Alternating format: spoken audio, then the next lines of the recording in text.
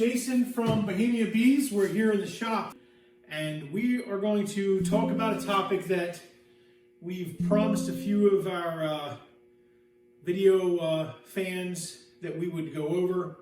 There's been a few questions on a couple videos about overwintering bees. I've had other questions in my local community from new beekeepers and even some beekeepers that have been doing as long as I have, about what I typically do in the apiary as far as hive body setup.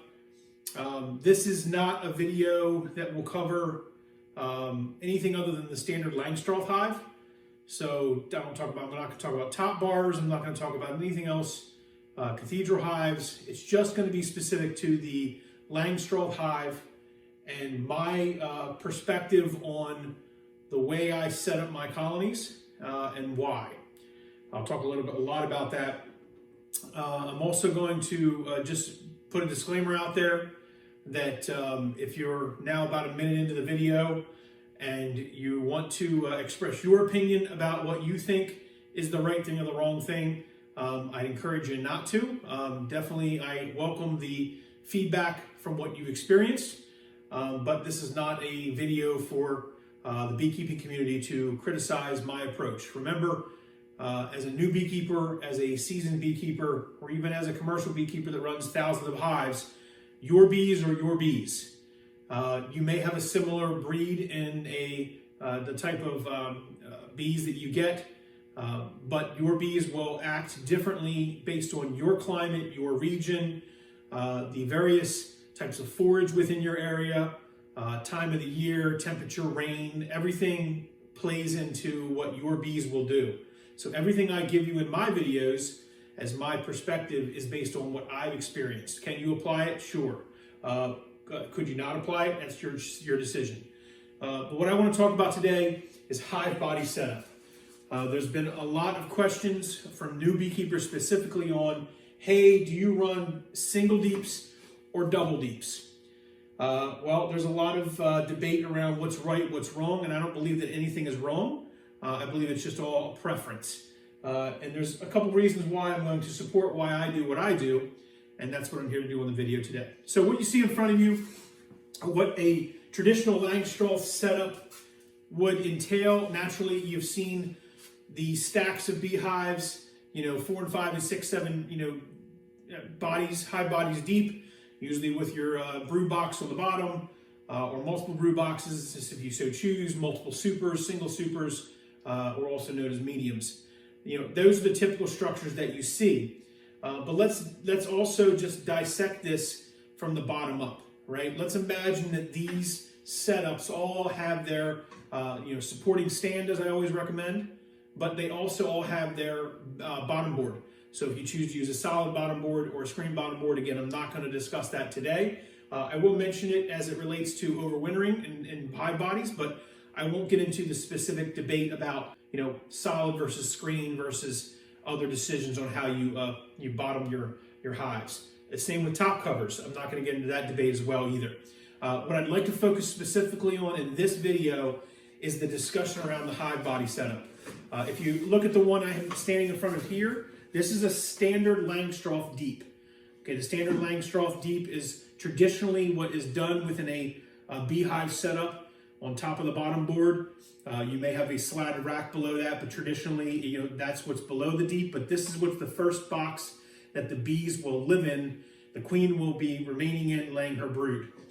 In this box, it holds, this just happens to be a 10 frame deep. You can get them in an 8 frame, or you can get them custom in any other frames less than the 10 frame, 8 frame. We'll talk about that in a second with the nuke over here. Your standard Langstroth frame has 10 frames. This just has, undrawn foundation in it, but it holds the 10 frames nice, and it respects what Reverend Langstroth has, designed the style of the hive, not for the look and the feel per se, but to respect something called bee space. So if you put these frames together, the space that resides between these frames is exactly what the bees, or that he had found, and many beekeepers find, that is needed for bees to not build a tremendous amount of cross comb between their actual frames, or their combs. Excuse me. When you pull, it's able to allow you to separate the frames, pull them straight out, and be able to inspect both sides of the comb to see what the actual colony is looking at. If you look at just setting the basis for this brood box, the traditional 10-frame Langstroth will have a brood's nest somewhere in the middle, taking up anywhere from 5 to 6 or even more frames of a brood's nest. And we'll talk about that, will become important in a second. Usually the outside frames are reserved for the resources, so your pollen, your nectar, and honey. Nectar being honey. Could be uncapped, capped, but pollen as well. The brood's nest is not a square nest, right? One of the things that I like to point out is your brood's nest is usually in a round format. And I'll show you that here in a picture, that the brood nest, as you see here, is usually comprised of having honey resources towards the top, usually a band of pollen, and it's usually an oval-shaped nest that if you dissected this hive in the individual frames where the nest resides, right? Imagine, if you will, a ball or a sort of a nest that fits within there. And if I can give you some sort of a visual aid, I'm going to use a ball to do that. Let's go ahead and set this like that. We'll line them frames up just so you can see the sides of the frame. Again, imagine, if you will, these were in the hive. The two outside frames potentially are your resource frames. The inside 5 in this example, 6 in this example, excuse me, is the brood's nest. So if I took, bees, and I imagine this is a brood's nest of bees. This is what I would define as about 3 pounds of bees. 3 pounds of bees is about the size of a mini soccer ball. And I know that because if you look at a package of bees, okay, you could weigh it, but if you took a package of bees and you remember the size of the cluster that surrounded that can in the middle, if you took a can and centered it in this actual small ball and you had the bees in there, it would fill up the size of a package that you would see if they all kind of gathered and clustered together inside of a package of bees. And that's about 3 pounds of bees. So this being 3 pounds of bees, when you install a package, if you look, that's the size of the nest that will make about 3 pounds of bees, right? So using that same logic, we can take and observe that 3 pounds in the colony, doing their business with resources on 5 to 6 frames. If you notice, what I just did was I slid my ball into a nucleus colony. And in the center of a nucleus colony, you'll notice that 3 pounds of bees will fit filling inside there. That's a traditional Langstroth setup using 10 frames, 3 pounds of bees. But those bees are going to grow in size. They're going to get bigger. 4 and 5 and 6 and 7 pounds of bees, right? It's going to fill up a box. So your question to me is, well, Jason, how do you keep them from swarming? Because we know that bees swarm when they run out of space, right? There's a lot of discussion and study around the exact triggers of swarming. One would believe that the fact that a colony gets too jammed with its bees, that it's too full in a box this size, would prevent the queen's pheromones that are emitted to tell the bees essentially that they are in check. She's laying, she's good laying. There's plenty of other everything is in check essentially in the hive. And I'm trying not to get too technical on here and give all the different types of pheromones that bees use, but just kind of make sure it makes sense to you. So that lack of pheromone proliferation through the hive could trigger the bees to say, hey, we need to start to think about splitting out to a new colony. And so they start to make swarm cells on the bottom frames of the box that you see here in order to swarm out. And I don't want to get into swarming discussions either, but that is why most people determine they want to add more space. So we'll go back to now, if you're a new beekeeper. New beekeepers go out and buy their hive setups. And you always see that hive setup right, online, right, where they've got all these boxes stacked up and a nice lid and a bottom board, and you're saying, hey, beekeeping kit with all your gear, X amount of dollars. You know, all the frames, everything included. And you're thinking, well, I need that. That's what the bees need to live. They need this giant McMansion, right? Well, that's not true. That's not necessarily true, because the bees don't need that much space to thrive.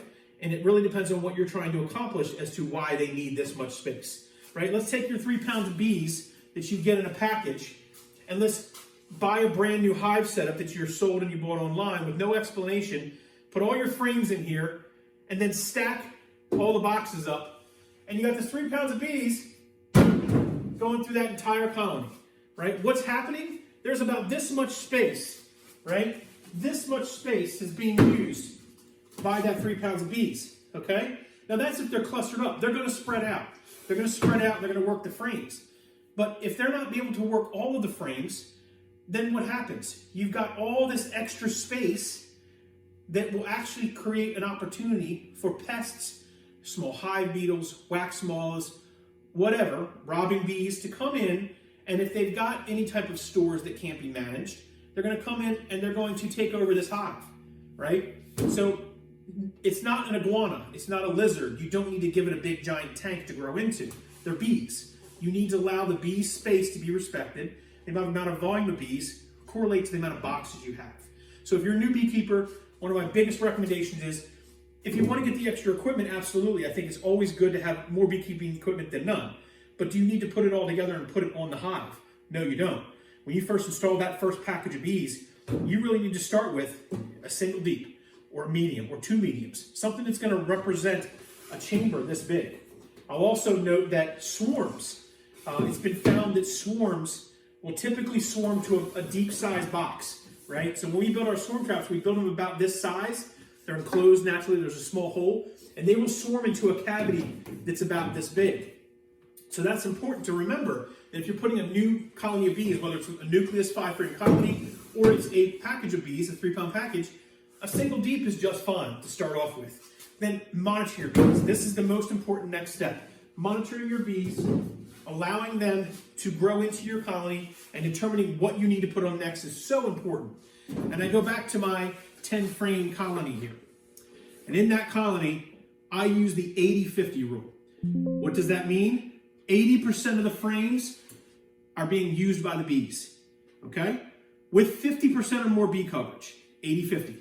So when you look at a colony, if you pull the lid off this colony here, and you're seeing they're only using 2 or 3 frames in the middle, and they're just starting to kind of lean over onto this other frame. That's 4 frames that they're working. Yeah, there's going to be a few bees here and there, but as you pull these frames out and you start to inspect the colony, you get to that frame in the middle, and there are only a few bees on this side of the frame and a lot of bees on this side, maybe 50% coverage. You're still not in a capacity where you need to start stacking more boxes. You need to allow those bees to build that colony out, to work the rest of the colony. They spread propolis on all the frames and on the inside walls. They do that because they're sealing their hive, they're cleansing their hive. That's what they do. By adding all these boxes on, it just creates a lot of unnecessary space. So 80-50 rule, remember that. Manage your boxes as you get a new colony putting it in.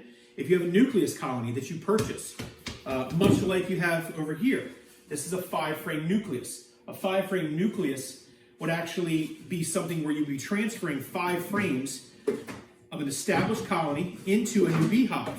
So if these are your 5 frames and then a nucleus colony, you have brood on 2 or 3 frames in the middle and resources on the outside, which is a typical nucleus setup.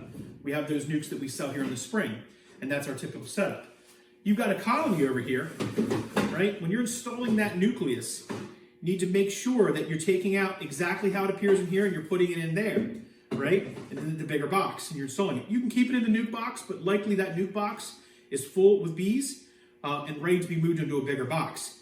So you're taking those frames and you're putting it into that box one by one, exactly how they were arranged in the other nucleus colony. By doing that, you realize that you still only have 5 frames, right? You have 5 more frames that have nothing on them. It could be foundation, could be just regular foundationless frames, but they're 5 unworked frames. You're going to need to allow these bees to start to build out into these other frames. So naturally, they're going to work from the inside out. They're not going to come and work on the outside in. They're going to start to move that nest bigger and bigger to when it becomes a larger nest. So maybe it's 5 pounds of bees now. So this is representing a 5-pound bee cluster or bee nest. You can see that when I put that 5-pound ball on there, a 5-pound cluster or bee nest, brood nest, that it's now taking up more than 5 frames. It's taking about 6 frames. So if you use that as a unit of measure that says, hey, can I put 5 pounds of bees in a nuke? Likely not. It would probably fill that nuke and overflow that nuke. Could I put 3 pounds of bees in a nuke? In the very beginning, sure, but they would be boiling at the seams already because they already met the 80-50 rule, if that makes sense. So, when you have this 10 frame deep and they're building out and you get to the point where you met the 80-50 rule, the next thing you do is you don't want them to swarm. So after inspecting and ensuring that there's no swarm cells, you want to make sure that you add more space. You could do that in one of 2 ways. You could do it in the traditional manner, which is where you add a honey super. Put a queen excluder, put a honey super on top, allow them to fill the top with honey, and the bottom remains for the brood's nest. This is a traditional setup. This is the setup we typically give starter beekeepers, which is what you see here, which is your standard deep and your medium on top. This is a good setup to start with bees if you're a new beekeeper and you're just getting a colony that year. Moving into the next year, you're going to have to think about having more supers, as they will fill this super up very quickly and run out of space. You'll need to manage it, and you'll either need to add another box or you'll need to do a split, which is a whole other discussion. Just a way of getting more bees out of your colony and creating a new colony. However, there are some people that like to use a deep, double deeps. Why? For various reasons. Maybe they like deep frames of honey, and maybe they like to capture as much honey as they can. You can do that. Some people like to do double deeps, as well as then put their excluder and put medium on top. And that medium on top, this could accomplish, but at this point, this may not be your first year hive. This may be late summer that you see this occurring. Remember, in the summer when they go into a dearth, they start to consume some of their resources. So they may fill this up in the spring if you get a nuke early, or you get a package that builds out early pretty quickly, or you get a large swarm and you put them in a box and you build up to this point to where you're added these hive bodies.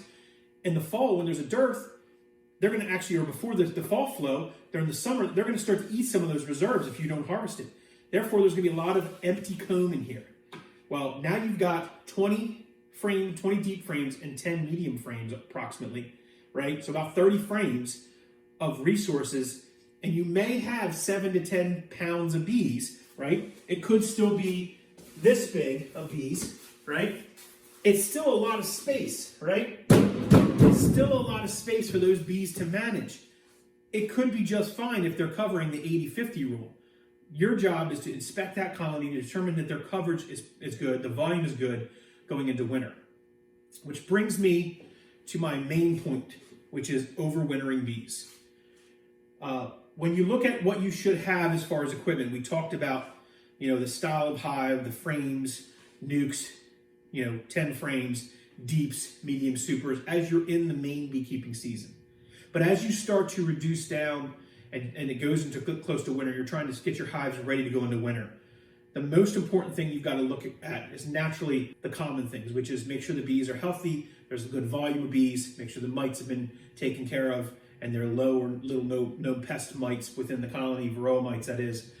Those are the things that you need to make sure. But as you prepare the hive setup for winter, this whole discussion that we have becomes more and more important. Because as the bees move into winter, there's a period of time when there still are some warm days in the fall. And if you're prepping your bees to go into winter, you need to balance the fact that there are still wax moths, there are still small hive beetles, and there's still other things that potentially, even during the winter, the mice are a problem, but you can take care of that with a mouse guard. But those pests like varroa mites, not varroa mites, but the wax moths and the small hive beetles, you need to make sure that when the bees cluster up, that they actually are able to move around the hive and do what they need to do to take care of the hive. So if you have setups like this, and you are trying to overwinter a double deep, okay? If we use that as the example, bees will cluster up. Let's say you have a very strong hive going into winter, and bees clustered up. They determined that you did really well, you've got a lot of resources in here, you got a double deep going into winter. and your cluster is a 5 to 7 pound cluster. That's a big cluster of bees. This is a solid cluster. Okay, could be a little bit bigger too, but they will cluster up to be this tight. It'll keep the inner temperature core where the brood's nest is to about 93 degrees. The queen will still continue to lay in there, and this will cover several frames. This nest in a double deep will move very slowly, okay? When it gets below 50 degrees, bees go into a state of what they call torpor, and that torpor will prevent them from moving fast throughout the hive. They can't run to a corner and take care of a wax moth, or take care of a small hive beetle, or go get resources and bring it back to the brood's nest like they do during the summertime. They move very slowly. This box that you see here, or this cluster, will move around that hive, regardless of the size, right? But it'll move very slowly. So if you've got a cluster that's this big that starts off down here, eventually it's going to work its way up. It's going to move throughout the hive wherever the resources are. The same if you run a deep and a medium, okay? But it's primarily going to stay in one or two places. You can see here, running a single deep, it's going to get the resources, and it doesn't need to really move very far. The resources are where it's at. That's where they're going to stay. They're not going to need to move all the way up into a second heap. The other fact is that as they move and as the winter progresses, they get smaller and smaller. So the colony, after the first few weeks of being in the actual hive, is no longer this big, right? It's down to approximately, say you have a 7 pound hive, 7 pounds of bees in there, and they move down to 5 pounds of bees, okay? Well, it gets smaller, right? Because they got to continue. The outside bees are essentially dying off, and the inner layers are staying. So then, eventually, as you get late in the winter, you might only have a cluster of bees this big again, 3 pounds of bees, which you would hope going into the January, February time frame, because the queen will actually start to pick back up laying and increase the size very slowly, not fast enough to outrun necessarily the drop-off, but hopefully you're late enough in the winter, or the die-off, I should say. Hopefully you're late enough in the winter that they won't essentially freeze to death because they can't keep the brood and the cluster warm. That's one of the main reasons, next to high mite loads, that bees will die in the winter. We talk about moisture killing bees, not cold. Well, they need to keep warm, regardless of whether you believe it's moisture or not. So if a colony is so small in a 10 frame deep, right? Maybe it's only this big. It's like 2 pounds of bees, right? Let's say that small little colony, when you open your lid up, is only taking up maybe a quarter of this box. That colony is not going to move like this around the hive. It's going to move slowly. And it's going to try to stay where the brood's nest is, where the queen's laying. So if she's picking up laying towards the end of the winter, that brood's nest is about the size of maybe my fist inside this ball. And that's all the bees that are keeping it warm. And as those bees, again, can't replace the inner bees that are hatching out, the ones every 21-day cycle, as you get more worker bees that emerge out, they can't replace the size of this. It's going to get smaller and smaller and smaller.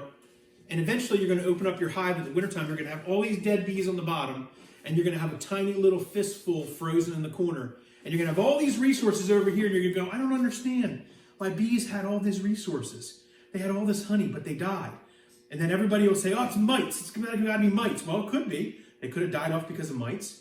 It's a very good possibility. But they probably just starved to death because they were cold and they couldn't move around your giant hive. So let's think about that. Can't move around your giant hive?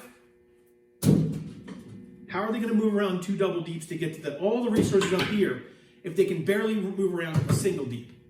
There, in fact, is my point as to why I run single deeps here at the Bohemia Apiary.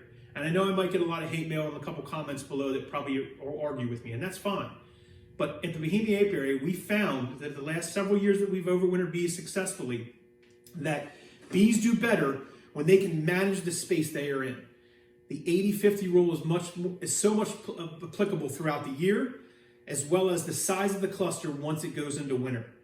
Lots of bees. You could have 2 hives boiling over going into winter that will fill this. You could have 8 pounds of bees in this thing. And as they get smaller and smaller and smaller, they're still going to end up to be the size, eventually, of what... my soccer ball went. Oh, there's my soccer ball. They're still going to end up to be one of these 2 sizes as they get late in the winter until they start to grow back. Until spring hits and the pollen kicks back in, you're looking at a bee size eventually that big. So you can see as you move through why bees will last longer. And then my last point that I'll make in this video, and I know it's a long video, so I apologize, I've been talking a lot, but it's important when I share this information because I've experienced it and I want to share it with you. Whether you're a new beekeeper or you're just an interested party, I love to talk about bees, so I love to share this information that's worked for me. We haven't talked much about this over here, which is the nuke. We just talked about when you start off with a nuke. Well, how about going into winter with a nuke? If you go into winter with a nuke, naturally, you couldn't go into winter with a nuke with 7 pounds of bees. It just wouldn't work, right? They're going to cluster up in a ball, and yeah, they may fill this out, but there's not a lot of resources in here in a 5-frame nuke on 5 frames with 7 pounds of bees to keep them go through the winter. I have a solution for that. You have 7 pounds of bees, think like a bee. Build a tree and do 2 heaps. You have 10 frames in there. You now have 7 pounds of bees or 6 pounds of bees that if you looked at from the side, there's plenty of room for that cluster to sit in there. And there could be plenty of room because you have 10 frames of resources, right? On top, you could put a mini super. You could also put a frame with a sugar shim to give them some backup resources. The point I'm making is that you have to think like the space, and allow the bees to work into the space of the colony. We've had lots of success with these double nukes going into winter. We also have lots of success with these single deeps going into winter. And we have a few hives that we do leave a super on, where they haven't finished up filling the super and we just didn't want to harvest it, so we left it on for them to eat. There is no right answer. My point to these discussion in this video is to help you as a new beekeeper, or help beekeepers that are in this business as long as I've been, or even anybody that's curious that's been in it longer than I, maybe an old timer, to think about things a little differently. Think about bees as they need to be in the hive, not as you want them to be in the hive, right? Not what you see on TV as to what a standard setup would look like, right? But think outside the box and think like a bee and think what space they need. I hope you found it informative. I hope I answered some questions to some that may have them. I hope I've given you some food for thought. But this is my approach to overwintering bees, keeping bees, and beehive setups. So if you have any other thoughts on this or you want to contribute to what your experiences are, again, we like positive comments only. And not that you say you have to agree with me, but they have to be positive. You can disagree, but as long as they're positive. Comment below, subscribe to the channel, and share with your friends, because here at Bohemia Bees, beekeeping for us is definitely more than a hobby. It's an obsession. Thanks for watching, everyone.